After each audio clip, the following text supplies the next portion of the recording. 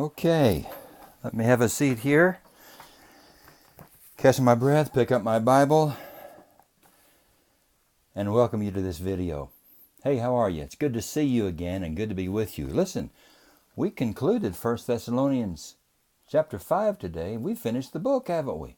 We have read through, meditated on, and prayed through the entire book of 1 Thessalonians. And hasn't it been a wonderful study? I hope you've gotten as much out of this study as I have. I'll bet you haven't, but I hope that you have. I've enjoyed this study so much. And today we're talking about Paul's concluding matters, chapter 5, verses 23 through 28. And I want to tell you how much I love verses 23 and 24. Here is Paul's wish and Paul's prayer for these new Thessalonian disciples of Christ. And what is Paul's prayer for them? That God will sanctify them completely. That is, that God will set them apart for His service entirely.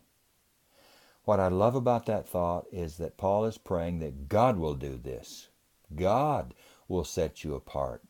God will grow you to maturity. Again, we are reminded that growing to maturity is a process. You know, Paul will write in other passages that we were sanctified, past tense.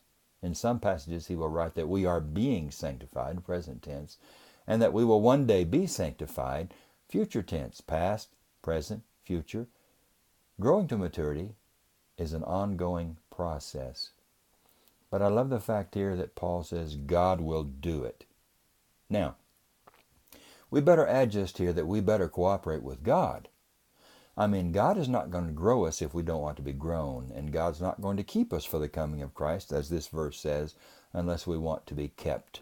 There are lots of passages that say that faith, hope, and love need to be growing in our lives, and that we must expend some effort to bring that fruit about, right?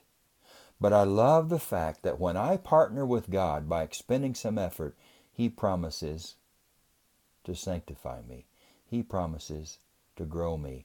God is taking responsibility for my spiritual growth. Did you hear that? God has taken responsibility for our spiritual growth if we want to grow. Now, how do we know that God will make good on His promise? Because Paul says God is faithful. Oh, I love that verse too. The one who calls you is faithful, and He will do it. This promise is based upon a characteristic of God. It's based upon God's very nature, one that has been tried and proven over and over and over again, and it is that God is faithful. He will keep His promises. So I know that He's going to grow us to maturity. Don't you love that passage? It takes some pressure off of us, don't you think? It's not all up to us to grow into the image of Christ.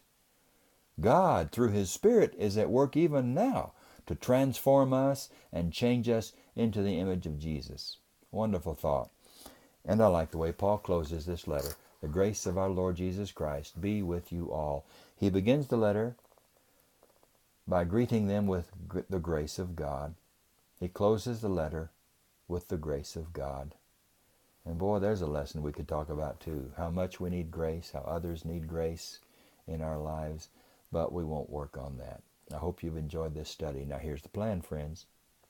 We want to start 2 Thessalonians on Sunday, October the 9th. Is that right, Carrie? Yes, Sunday, October the 9th. I plan to send you a reading schedule. I want you to participate with me. I want you to read along and pray along and meditate on this passage with me. 2 Thessalonians, I hope that you will. And until then, what are we going to do? Well, choose how you want to spend your own daily quiet time. I plan to get me a hymnal and do a little reading of the hymns. And just thinking about God and meditating on Him and thinking about some of those great hymns that I sung when I was a boy. And since then, it was a long time ago. Anyway, we're going to take a little break from our regularly scheduled programming. But on Sunday, October the 9th, we're going to begin 2 Thessalonians with a bang. I hope you join us. Meantime, blessings to you all.